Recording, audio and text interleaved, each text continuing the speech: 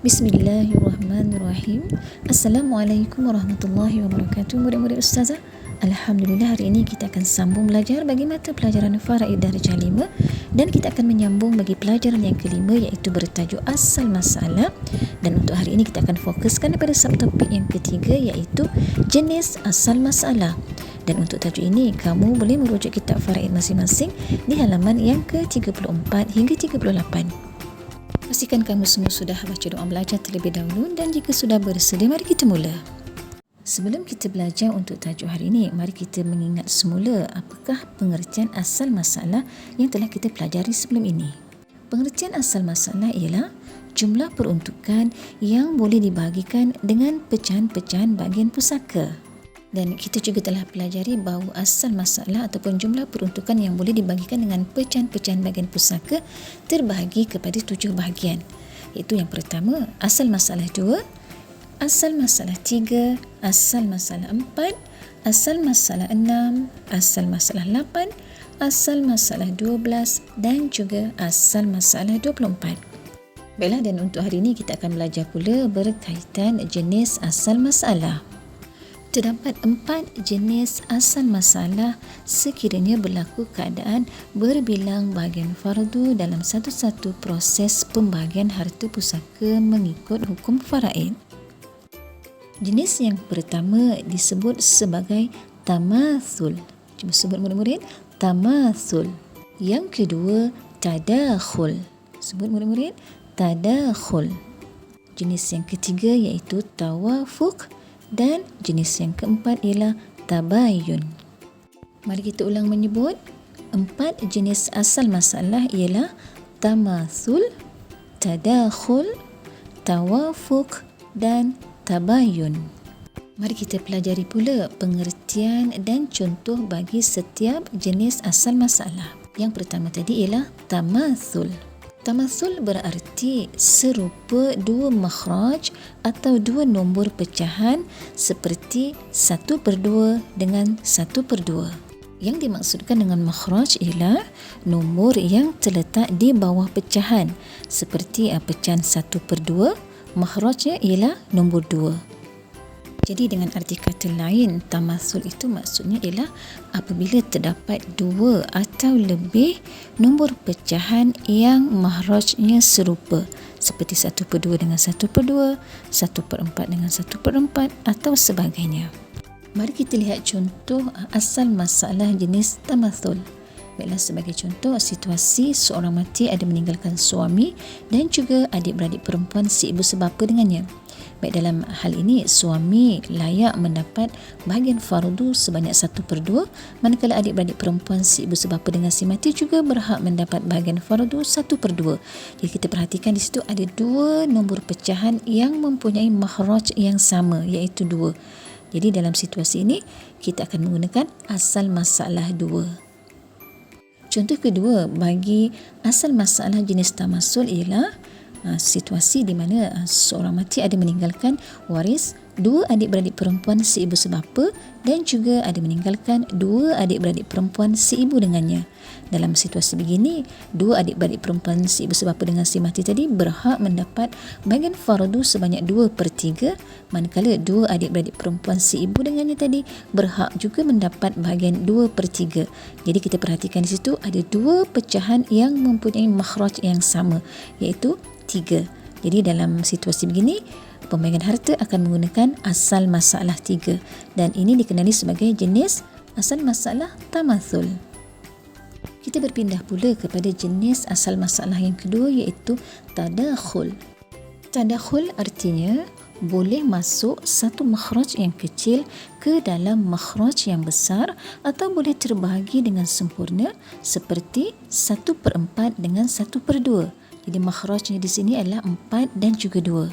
Jadi asal masalah akan diambil daripada makhraj yang besar iaitu 4. 2 dimasukkan ke dalam 4. Ataupun dengan arti kata lain, tadakhul ini maksudnya ialah keadaan di mana berlaku terdapat 2 ataupun lebih nombor pecahan yang berbeza makhrajnya. Dalam situasi ini, makhraj yang lebih besar akan dijadikan sebagai asal masalah. kerana makhraj yang lebih besar boleh dibahagikan dengan makhraj yang lebih kecil secara sempurna. Mari kita lihat contohnya yang pertama. Situasi di mana seorang mati ada meninggalkan waris iaitu suami, anak perempuan dan juga adik-beradik lelaki si ibu sebapa. Dalam situasi ini, suami si mati berhak mendapat bahagian fardu 1/4, manakala anak perempuan si mati akan berhak mendapat bahagian fardu 1/2, manakala adik-beradik lelaki si ibu sebapa tadi adalah merupakan waris asabah.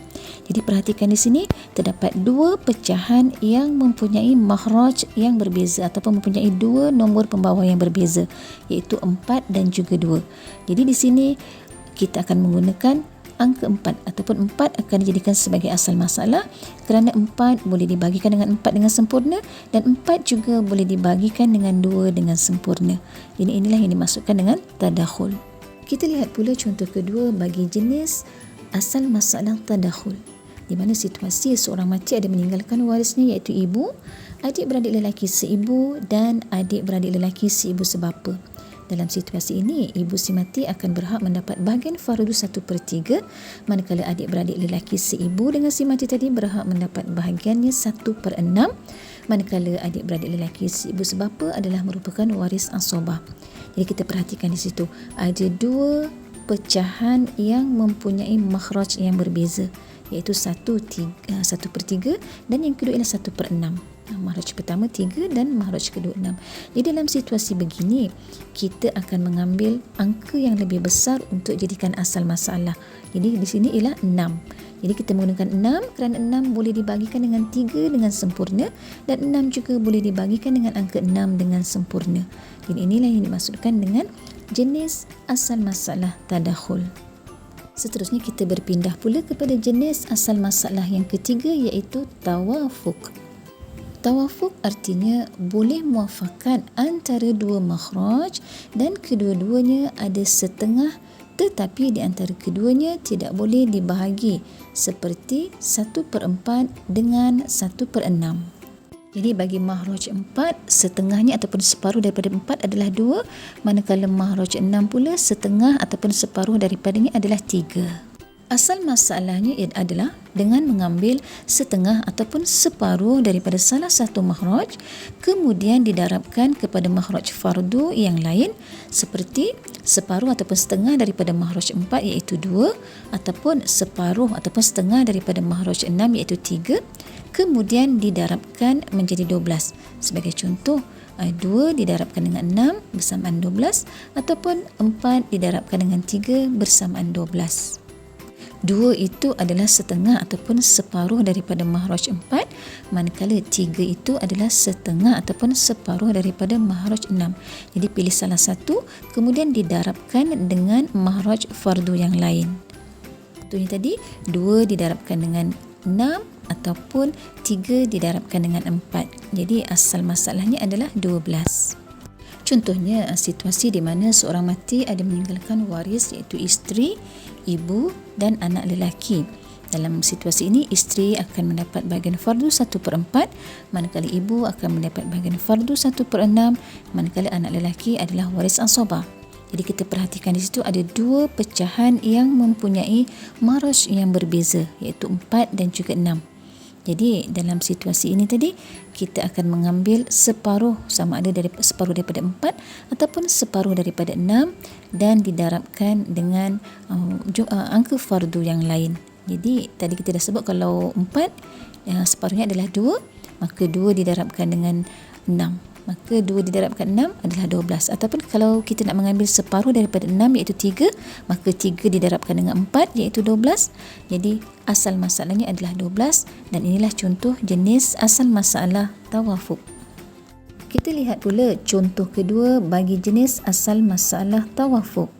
Sebagai contoh, si mati ada meninggalkan waris iaitu isteri, bapa dan anak lelaki, di mana isteri adalah merupakan waris fardu yang akan mendapat 1/8, manakala bapa mendapat kadar fardu 1/6 dan anak lelaki akan mendapat asabah. Kita perhatikan di situ ada dua pecahan yang mempunyai makhraj yang berbeza dan tidak boleh dibahagi antara mereka, iaitu 1/8 dan juga 1/6. Jadi makhrajnya ialah 8 dan juga 6. Jadi kalau kaedah tawafuk tadi iaitu kita ambil separuh ataupun setengah daripada 8 ataupun setengah daripada 6 dan didarabkan dengan fardu yang berbeza. Contoh, setengah daripada 8 ialah 4, maka 4 didarabkan dengan 6 iaitu 24. Ataupun sekiranya kita mengambil setengah ataupun separuh daripada 6 iaitu 3, maka 3 didarabkan dengan 8. Juga jumlahnya adalah 24. Jadi dalam situasi ini kita akan menggunakan asal masalah 24 bagi jenis asal masalah tawafuk. Dan kita sampai kepada jenis asal masalah yang terakhir iaitu tabayyun. Tabayyun artinya berasingan antara dua makhraj dan salah satu daripadanya tidak boleh dibagi separuh seperti 1/3 dengan 1/4 iaitu makhraj 3 dan makhraj 4. Kita perhatikan makhraj 3 tidak boleh dibagi separuh, manakala makhraj 4 boleh dibagi separuh iaitu 2. Jadi asal masalahnya ialah didarabkan kedua-dua makhraj iaitu 3 dan 4 iaitu menjadi 12. Jadi asal masalahnya adalah 12. Darabkan sahaja kedua-dua makhraj tadi. 4 dengan 3 didarabkan. Jadi 4 darab 3 ialah 12. Kita lihat contohnya yang pertama, situasi di mana seorang mati ada meninggalkan waris iaitu isteri, ibu dan juga bapa saudara si ibu sebapa. Isteri akan berhak mendapat bahagian fardu 1/4, manakala ibu mendapat bahagian fardu 1/3 dan bapa saudara si ibu sebapa adalah waris asabah. Jadi dalam situasi ini kita perhatikan ada dua pecahan yang berbeza makhrajnya, iaitu 1/4 dan juga 1/3. Yang mana makhraj 4 boleh dibagi separuh ataupun setengah iaitu 2, manakala makhraj 3 tidak boleh dibagi setengah. Jadi apa yang perlu dibuat ialah darabkan sahaja kedua-dua makhraj tadi, iaitu 4 darabkan dengan 3, 12. Jadi asal masalah yang digunakan ialah asal masalah 12. Dan contoh kedua bagi jenis asal masalah tabayun ialah situasi di mana seorang mati ada meninggalkan waris iaitu ibu, adik-beradik perempuan si ibu sebapa dan juga bapa saudara sebapa. Jadi dalam situasi ini ibu si mati berhak mendapat bahagian fardu 1/3, manakala adik-beradik perempuan si ibu sebapa mendapat bahagian fardu 1/2 dan bapa saudara sebapa si mati adalah waris asabah. Perhatikan ada dua pecahan yang mempunyai makhraj yang berbeza iaitu 1/3 dan 1/2 dan 2 boleh dibagikan separuh manakala 3 tidak boleh dibagi separuh. Jadi sama, apa yang perlu kita buat ialah darabkan sahaja kedua-dua makhraj tadi untuk kita mendapat asal masalah.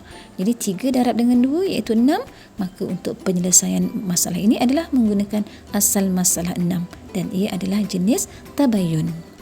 Dengan itu selesailah pembelajaran kita hari ini iaitu berkaitan jenis asal masalah. Sebelum kita tamatkan, mari kita ulang semula menyebut jenis asal masalah iaitu ada 4 jenis asal masalah. Yang pertama tadi tamatsul, yang kedua tadakhul, yang ketiga tawafuk dan yang keempat tabayun. Ustazah doakan kamu semua boleh memahami tajuk pelajaran ini dengan baik.